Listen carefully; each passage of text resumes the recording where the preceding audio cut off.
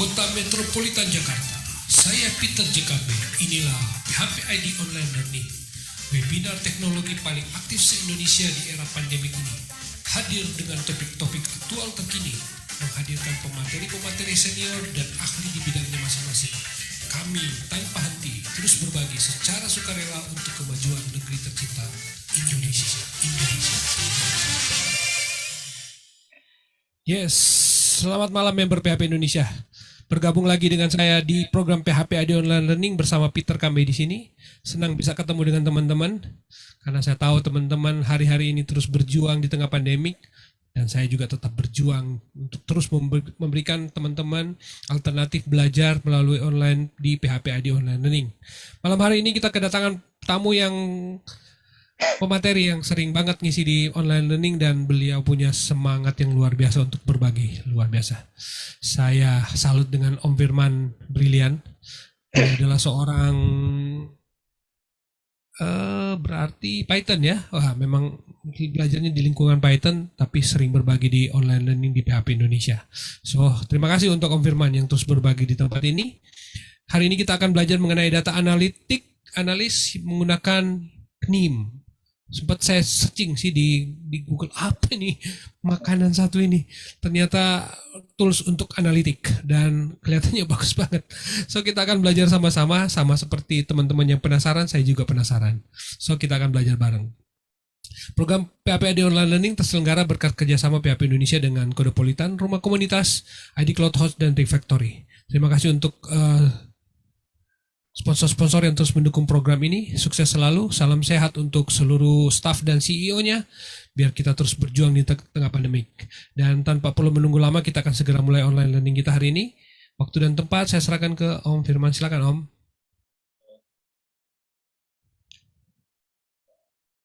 Selamat malam semua. Mungkin saya akan tahu banyak menjelaskan slide, mungkin cuma 3 lembar aja ya, bakal lebih banyak praktek. Jadi sebelum apa itu KNIM, mungkin saya akan memperkenalkan KNIM sendiri itu apa. Mungkin bagi teman-teman yang pengen jadi data analis atau jadi kayak data scientist, mungkin apakah perlu nggak sih skill kayak buat ngoding. Nah, KNIM ini bukan kayak sebuah solusi nih buat teman-teman yang ingin mencoba belajar data analis secara sederhana tapi nggak mau ngoding nih, karena setiap orang kan ada yang pengen analisis data cuma tidak memiliki kemampuan ngoding nih. Nah, teman-teman sendiri kok pengen coba install KNIM, mungkin bisa akses di knim.com. Di sana softwarenya open source, full open source, jadi teman-teman bisa manfaatkan nih software yang gratis ini. Takutnya kalau ini semakin banyak yang pakai, mungkin suatu saat bisa jadi berbayar ya. Nah, so kita praktek apa tuh KNIM. KNIM merupakan kayak sebuah tools di open source di mana kita bisa ngumpulin data nih, dan buat gathering data atau kita pengen kayak data secara sederhana nih bisa menggunakan KNIM, cuma tinggal drag and drop aja sih. Asal kita tahu nih proses data analis atau buat proses data itu seperti apa sih. Di sana dia beberapa fungsi buat melakukan itu sih. Nah, kalau ini instalasi KNIM, instalasi KNIM sih tidak ribet-ribet sih kalau di Windows ya. Kalau di Linux juga mungkin hampir sama, ribet juga. Tinggal kayak diklik atau diinstal aja secara biasa. Nah, mungkin kita langsung masuk tools KNIM-nya aja ya.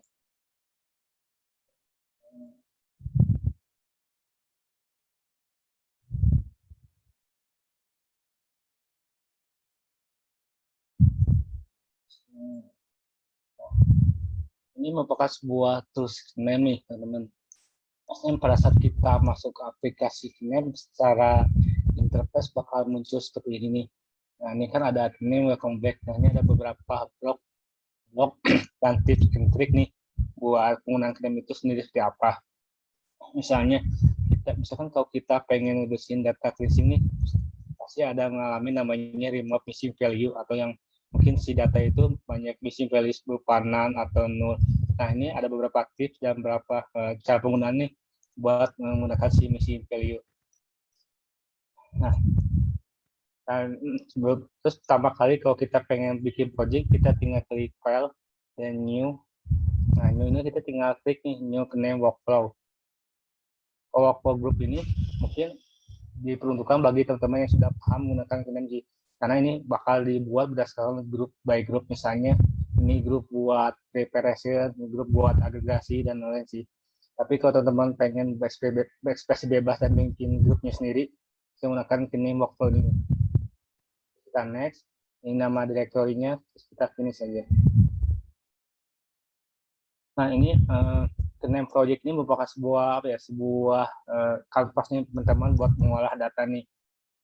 Nah, sini saya bakal menggunakan data dari pemerintahan di Pemprov Jabar. Jadi kita menggunakan data yang free dulu aja deh buat kita latihan. Nah, di sini ada beberapa node repository nih. Node repository ini merupakan beberapa fungsi yang mungkin teman-teman bisa manfaatkan untuk menganalisis sebuah data.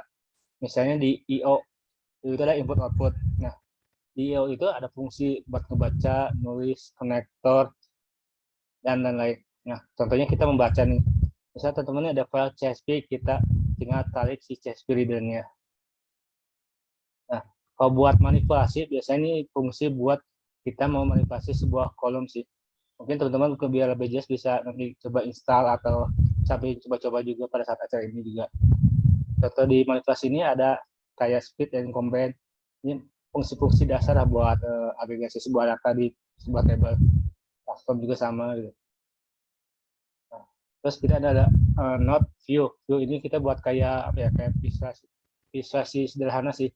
Saya teman-teman pengen lihat kayak visual dalam bentuk histogram atau lain dan lain atau pie chart. Nah ini analitik ini sama juga. Analitik ini punya beberapa fungsi buat mining. Nah di mining ini terdapat beberapa algoritma nih yang teman-teman butuhkan. Misalnya ada bias, ada clustering, ada algoritma lainnya seperti VCA buat reduksi dimensi atau buat scoring. Nah untuk DB sendiri beberapa DB sudah support oleh KNIM nih. Seperti kita pengen koneksi sebuah DB ada SQL, Postgre, SQLite, dan Hadoop. Mungkin teman-teman bertanya nih, kan kalau Hive, saya butuh Hive nih database, tapi kok di situ sebenarnya ya caranya supaya ada connector buat Hive yang di Hadoop itu. Nah, teman-teman kalau pengen di sini kan kayak framework standar gitu. Ya teman-teman butuh kayak node buat tambah sini kayak mungkin ke GCP atau AWS, mungkin teman-teman bisa ke klik file, nanti masuk ke install KNIM extension. Nah, sini ada beberapa extension yang teman-teman bisa tambahkan sesuai kebutuhan. Misalnya pengen tentang extension ini ada Amazon, ada H2O, ada Google Connector, dan ada JDB. Jadi kalau menurut saya sih ini udah lengkap banget sih buat analisa data. Ada ke Tableau juga, terus ada buat olah text processing, terus bisa ke PK juga yang salah satu data mining tools yang cukup terkemuka juga. Ada Power BI, Python juga bisa. Nah, mungkin teman-teman bisa explore lebih jauh, sehingga kalau teman-teman bisa biasanya suka sering pakai BigQuery ini, ada juga buat BigQuery juga. Dan ada beberapa extension mungkin yang bisa menyesuaikan dengan teman-teman, kayak image analysis, kayak Omero, dan lain-lain. Ya, mungkin kita mulai aja, mungkin contoh saya secara sederhana, bagaimana sih kita buat menganalisa sebuah data. Jadi pertama kita harus membaca bikin sebuah connector dulu nih buat ngebaca file. Contohnya saya menggunakan file bertipe Excel. Berarti yang kita harus drag si Excel reader ini.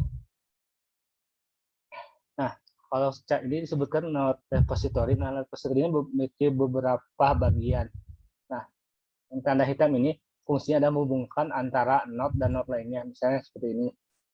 Nanti kalau biasanya si sebuah sistem ini kan karena file reader dia ngebuang sebuah file.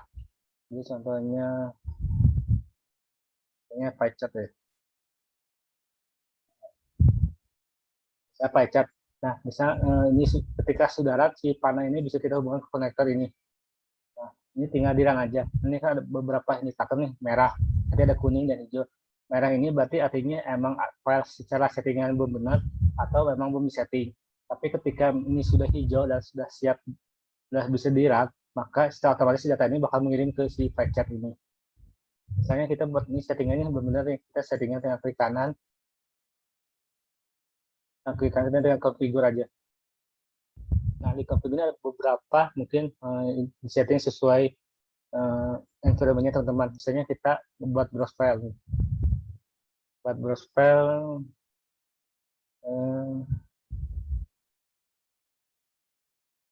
saya data,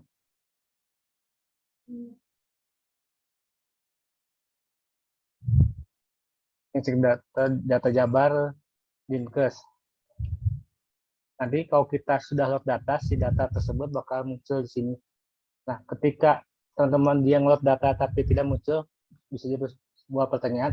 Mungkin secara settingan teman-teman mungkin kayak freepiece atau lainnya itu harus disetting lebih lanjut. Sehingga itu bisa di custom sih, apakah teman-teman kalau pakai CSV biasanya pakai kotak semikolon atau pakai tab, itu bisa disesuaikan nantinya. Nah, kayak ini tabel konten, teman-teman pengen mulai itu dari row berapa sih buat si data itu baca. Biasanya kalau kita browse itu secara default bakal ngeload data secara otomatis. Nah, kita oke, animasi kuning, nah kita tinggal execute. Nah, setelah kita klik kanan execute, si node ini bakal berubah jadi warna hijau. Nah, si datanya udah siap nih buat disambung ke sini. Nah, ini si pie chart ini dia berarti tinggal kita configure. Nah, misalnya kita pengen nih pie column ini ada section kolom nih.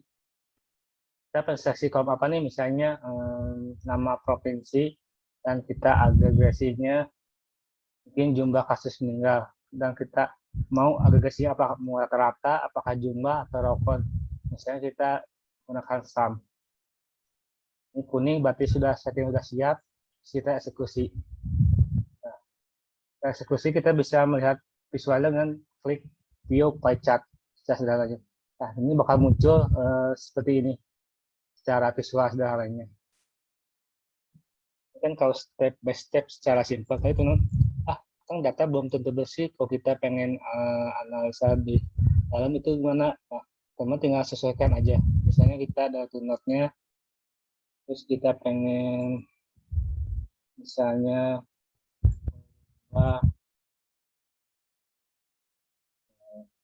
kategori menjadi number, kita tinggal pasangkan size sini. Nah, untuk memasangkan kita harus pastikan dulu antara si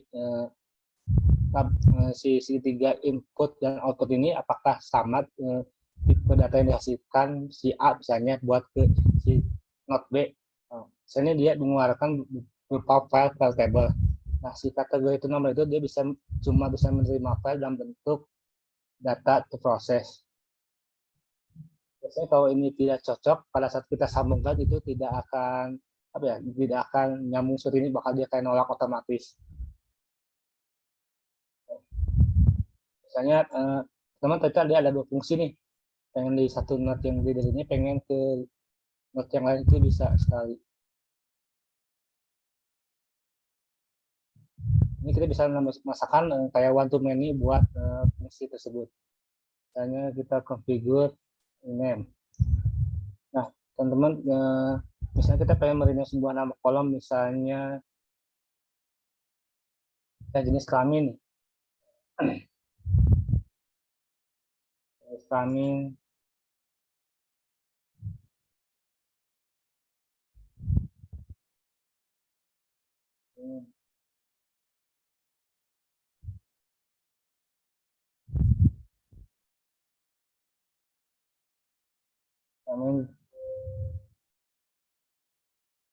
Dia kan bisa kalau yang tadi kan dia merename kolomnya secara otomatis.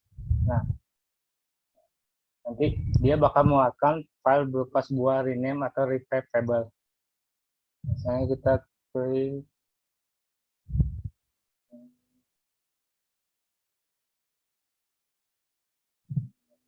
table reader.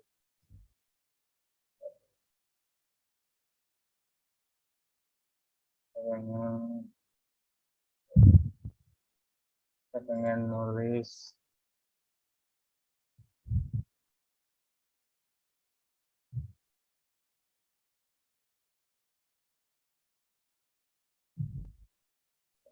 kita pengen tulis hasilnya itu ke G. yang data set. Jadi kita bisa kasih kondisi apakah dia mau append, apakah mau override, dan lain-lain. Dan kita pengen dari metodenya apa, apakah mau koma, dan codenya pengen seperti apa buat teman-teman bisa atur lagi. Sekarang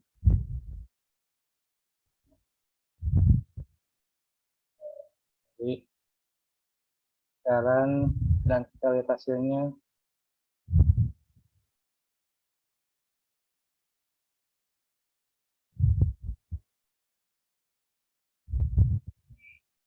Jadi karena tadi simpan di D, maka kita coba lihat buat baca CSV-nya apakah muncul.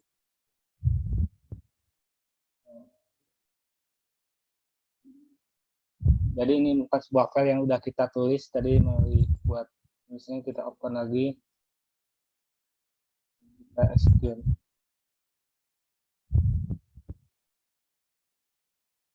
Kita bisa lihat file table. Ini contoh file table yang udah ditulis ulang, cuma ini kan ditulis ulangnya berupa CSV. Dan itu juga misalnya kita pengen langsung ke fungsi algoritma, misalnya pengen kita pengen linear, kita coba heuristic regression,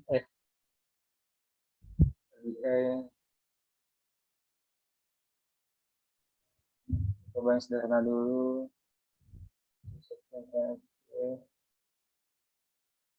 Ini kita coba clustering dulu.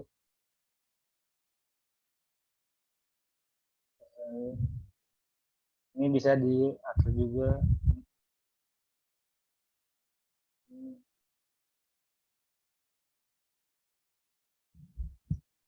Dan konfigurasi.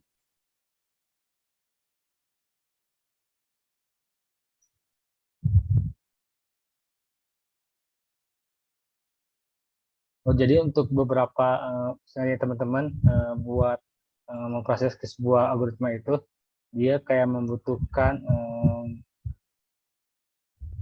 kayak harus di-split dulu seperti data training dan data testing beberapa algoritma.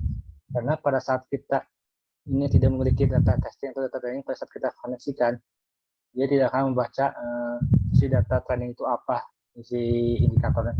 Pada saat kita configure, dia tidak akan muncul. Nah, kita contoh yang sederhana. Kita perhatikan dulu, oh dia butuhnya clustering input. Bias.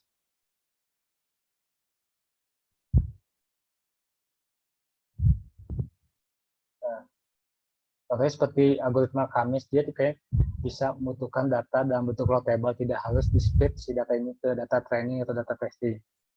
Kita proses. Nah, dia bakal membentuk hasil label input dari cluster itu dan cluster apa aja yang tersedia. Dan ada juga dalam bentuk si PMML.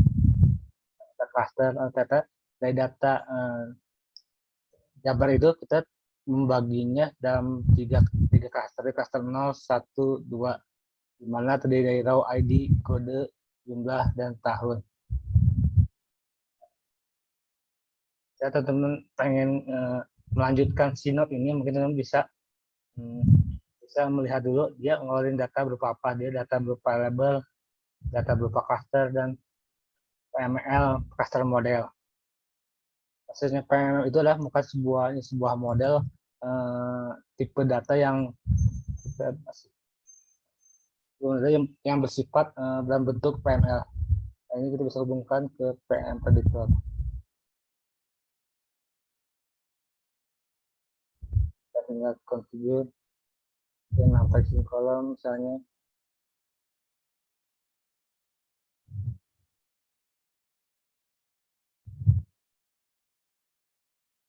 Dan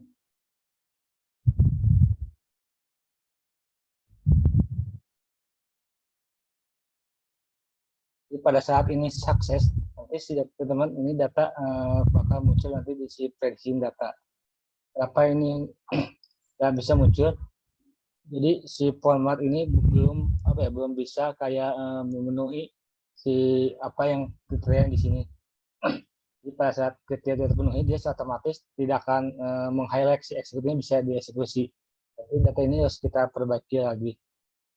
Itu teman ada beberapa yang menyukai ah kalau gitu mungkin sesuai template ya, karena beberapa note di NEM ini template-nya ada yang tidak sesuai kita harapkan. Nah, teman-teman juga bisa kita pengen kayak asing coding juga berupa di sini secara default Java. Cuma kalau teman-teman bisa pengen Python dan bahasa lain itu bisa klik extension lainnya.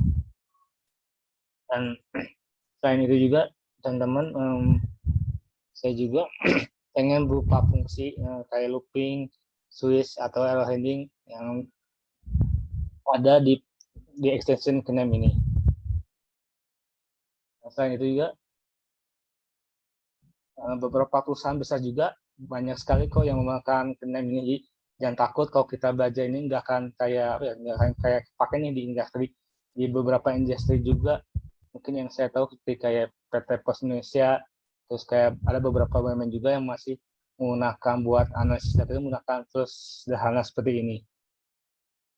Terus selanjutnya mungkin kadang kan kalau kan benar kalau kita belajar data science tapi kan belum mengerti workflow data itu kayak gimana. Nah, teman-teman tuh jangan khawatir juga, bisa teman-teman bisa cari juga kayak apa ya, kayak berupa template yang sederhana sih. Contohnya yuk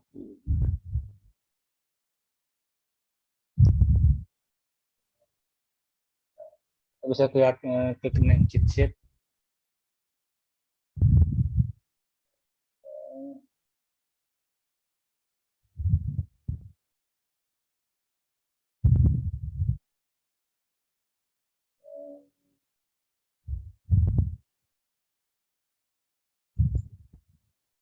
Salah satu.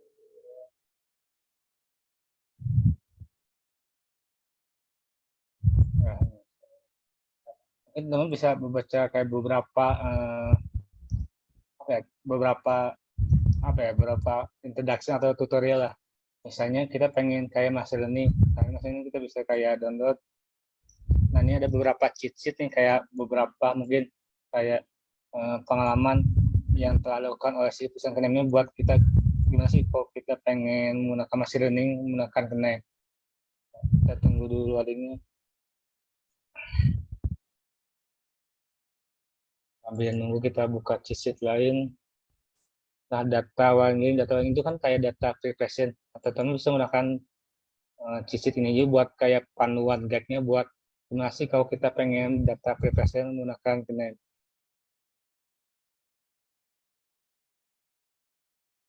Paling gede kayaknya.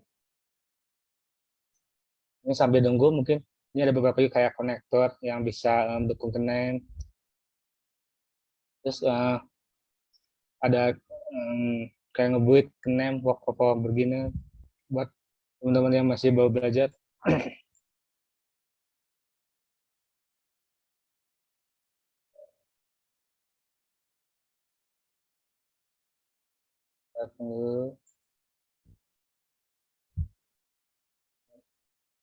Mungkin kayak mungkin uh, kalau teman-teman emang buat menggunakannya di versi yang corporate, itu teman-teman bisa menggunakan kayak name server. Nah, name server itu mungkin dia itu tidak open source dan biayanya cukup mahal. Ini bisa cocok buat corporate, tapi kalau teman buat belajar sih, bahasa name ini yang buat desktop ini udah mumpuni. Nah, sini kita bisa mengetahui nih name extension itu yang ada di name itu ada apa aja.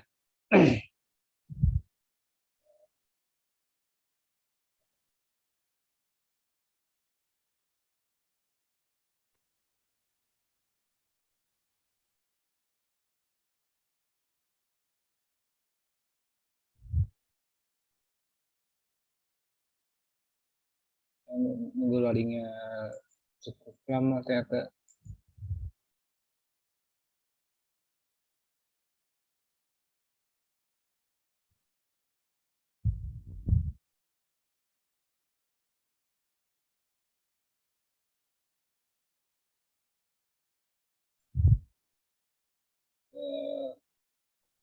Tapi nunggu lama karena Loadingnya. Mungkin sambil menunggu kita tukar dulu slide-nya deh. Udah buka belum ya?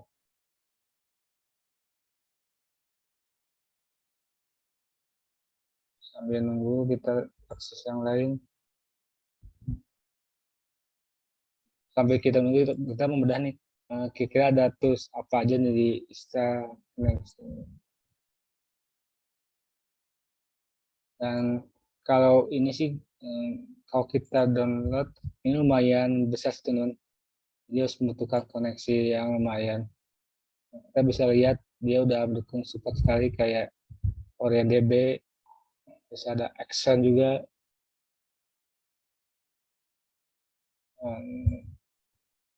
Beberapa tools seperti Deep Learning, TensorFlow. Mungkin kalau biasa teman-teman menggunakan Python itu bisa menggunakan Deep Learning seperti TensorFlow. Bisa. Ini kita bisa menggunakan di Kinem juga. Terus ada Kafka, bisa kita Kafka fungsi buat message broker seperti kayak message queue, kita bisa menggunakan juga. Kalau teman-teman punya machine learning di Amazon, itu bisa kita integrasikan juga. Ada MATLAB juga, mungkin orang matematika lebih familiar sama MATLAB, ini bisa ada extension si package-nya juga. Dan ada buat orang-orang yang di telekomunikasi seperti Signet, Processing Node, atau pengen image juga ada Python, Deep Learning, dan lain-lain. Kita cek. Ada sebentar lagi harusnya.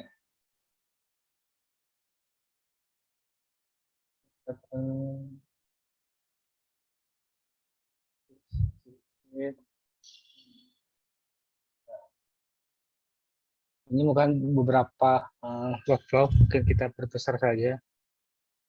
Nah, ini kan merupakan masih kalau kita pengen menggunakan machine learning di Kinem. Nah, teman-teman tinggal menyesuaikan aja kalau yang masih kebingungan. Kata dia workflow secara sederhana ini kita menyediakan node data, karena si data ini kita transform dulu, terus kita pelajari, terus menjadi sebuah prediksi. Nah, di sebelah kanan ini dia mengcapture data, dia mentransform juga dan menjadi sebuah prediktor. Cuma dia menghasilkan berupa output tipe model. Ini biasanya model bersifat PML, dan ini berupa sifat data. Jadi kita kayak mensinkronkan antara data sama si PML objek ini. Kemudian si hasil ini kemudian dia membuat sebuah scorer dan membuat capture akhir dan ngedeploy si workflow ini. Dan sedangkan ini kan hanya berupa training saja. Training saja buat development, teman-teman bisa lihat prosesnya sudah apa. Mungkin kalau takut lupa ini apa nih, di bawahnya ada penjelasannya seperti ini. Ternyata ada node composition matrix, dia buat mempresentasikan sebuah klasifikasi sebuah task yang sukses dan menghitung beberapa yang mismatch seperti itu. Mungkin teman-teman bisa baca. Dan ini ada contoh Kinem yang sangat workflow-nya sangat advance buat mengolah sebuah data. Dan ini mungkin buat sebuah yang secara simpelnya buat pemula seperti dia baca sebuah data, terus dipartisi, terus bikin pembelajaran decision, terus prediksi dan menghasilkan skor. Mungkin segitu aja. Mungkin teman-teman bisa eksplor lebih dalam lagi. Silakan Om. Sudah selesai nih? Udah. Oke. Waduh, saya amazed lihat tools ini nih Pak Om Firman. Kayaknya saya juga pingin nyoba ini beneran. Karena memang kayak data engineer made easy ini toolsnya nih. Ya, ada Android lagi gratis. Waduh, oke saya tutup screen-nya dulu ya. Tapi cuma saya doang nih, nggak ada Om Firman. Ya. Nah jadi ya oke. Saya pingin ngajak diskusi sebenarnya karena ini memang bagus banget ini sudah. Dan ya saya terus terang belakangan ini memang Om Firman lagi kayaknya udah bosan banget ngerjain codingan CRUD. Jadi memang belakangan ini sudah mulai mendalami dunia data analitik, machine learning.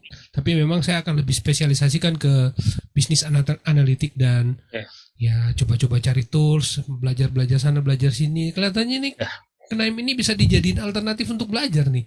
Karena Iya, enak benar ya klik, dibikin pipeline kayak gitu. Jadi, nah hasil akhirnya nanti akan berbentuk apa? itu tergantung yang kita inginkan. Misalnya kita butuh sebuah model saja. Nah, kita bisa Oh, nyimpan data itu berupa modeling saja atau berupa data atau berupa visual. Oke, berarti kita bisa ekspor aja misalnya jadi JSON gitu untuk diproses divisualisasi lagi. Atau ini tools ini sudah ada termasuk visualisasinya juga? Kopisasi mungkin secara sederhana ya Om. Misalnya kita pengen nih bikin modeling kita sendiri menggunakan misalnya KNN nih. KNN itu kan bisa nyimpan berupa model pada saat kita prosesnya di Python, PHP, kita bisa Mm-mm. menggunakan si output si model itu buat kita panggil di codingan gitu. Oke. Kita pengen juga berupa data, berupa sudah jadi gitu yang udah Dan diproses gitu. memungkinkan nggak misalnya nih ada satu tempat di web gitu ya, kita sudah siapkan satu file misalnya Hmm, my model gitu titik JSON gitu ya. Jadi hmm. setelah kita proses di sini terus nanti otomatis upload file itu ke tempat yang sudah kita tentukan. Jadi di websitenya itu tinggal ngebaca data yang sudah bersih itu. Itu memungkinkan juga nggak Kalau dari buat tools ini? otomatik itu sebenarnya sih bisa, cuma tidak bisa menggunakan KNEM yang versi ini sih, menggunakan yang versi berbayarnya sih. Berbayar. Hmm. Soalnya kalau berbayar itu Wah, menarik sekali nih ya, terus. Wah, ini saya dapat pencerahan baru nih. ya, Berarti saya juga akan ngoprek-ngoprek karena memang dunia data engineering ya, ini lagi cantik-cantiknya. Oke, ya, kita akan break istirahat dulu sebentar. Kita akan ya, mau dengarkan beberapa pesan yang mau lewat. Om Firman boleh istirahat sebentar. ya. Baik, PHP AD Online Learning terselenggara berkat kerjasama PHP Indonesia dengan sponsor-sponsor dari Kode Pelitan. Kode Pelitan adalah platform belajar pemrograman secara online berbahasa Indonesia yang dikembangkan khusus untuk membantu generasi muda belajar dan berlatih pemrograman agar kompetitif di era industri 4.0. Teman-teman, kalau yang mau bertanya silakan sampaikan di kolom komentar karena ini terus terang topik ini bagus banget. Benar-benar mereka yang minat di dunia data analitik harusnya akan coba ini. Jadi teman-teman saya kasih waktu untuk sambil baca ini teman-teman siapkan pertanyaan. Dan dari promo dari Rumah Komunitas, Rumah Komunitas sebagai pelopor merchandise inovatif di Indonesia menyediakan custom pakaian sesuai keinginan, berkualitas dan tanpa minimum order. Baru saja di launching Prompi Multivest yang sekarang sedang teman-teman lihat. Ini didedikasikan untuk teman-teman di komunitas, bisa di custom, bisa dilipat, bisa punya banyak fungsi dan bisa pasang logo sesuai dengan logo dari komunitas kita masing-masing atau kumpulan kita silakan. Nah, jadi kalau yang senang bersepeda enak nih pakai rompi ini.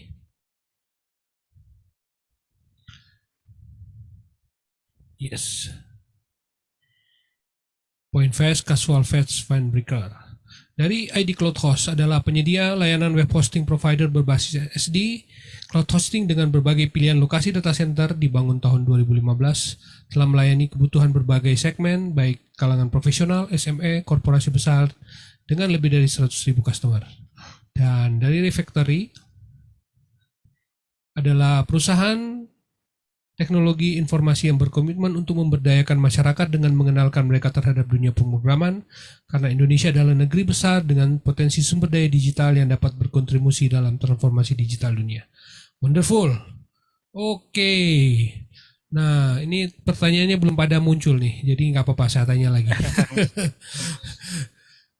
Memang kelihatannya kalau teman-teman yang mau mau belajar ini ya mau tidak mau memang harus ngerti Konsepnya sih. konsepnya. Iya benar. Karena harus ngerti konsepnya. Karena dia pasti bingung ini buat apaan, Ya, ini buat ya, apaan. Sejauhnya yang saya lihat tadi sih untung saya mengerti nih apa ini gunanya buat apa. Jadi saya masih paham untungnya. ya sih. Soalnya sih kalau kita gunakan tools ini sih masih banyak digunakan buat analisis ya, beberapa industri juga. Tapi untuk kebutuhan sederhana mestinya ini sudah cukup mumpuni ya atau untuk data-data yang sifatnya sangat-sangat besar banget gitu ya namanya juga data engineering kan big Ya, data juga ya urusannya. Itu bagaimana? kalau besar Bermasalah nggak dengan tools ini? kalau besar sih nggak tidak tidak mempersoalkan sih Om. Yang penting si spek hardware buat kayak mungkin PC buat memproses si KNEM ini sih harusnya mumpuni. I see, I see. Soalnya dia bisa ke computing juga sih kayak ke GCP atau AWS gitu. Oh, oke. Maksudnya, tapi pada waktu itu di pengerjaan, berarti kita hanya mengkonfigurnya di lokal, tapi nanti pengerjaannya nanti di server begitu kah? Atau Ya ada bisa. semacam agent nggak? Atau gitu? Gimana dia cara kerjanya? Biasanya kita tinggal kayak koneksi konektor aja sih kayak isi mungkin kayak GCP nih isi username atau IP atau password. Kita bisa kayak melakukan kayak analisis data atau pengen kayak agregasi itu bisa di-claim langsung sih. Ah, I see. Wonderful. Oke. Jadi Ya. kalau Hmm. kalau kita lihat pada saat datanya kita bisa kayak mau kayak preview dulu nih datanya apakah benar sesuai harapan atau enggak sih sebelum kita eksekusi gitu.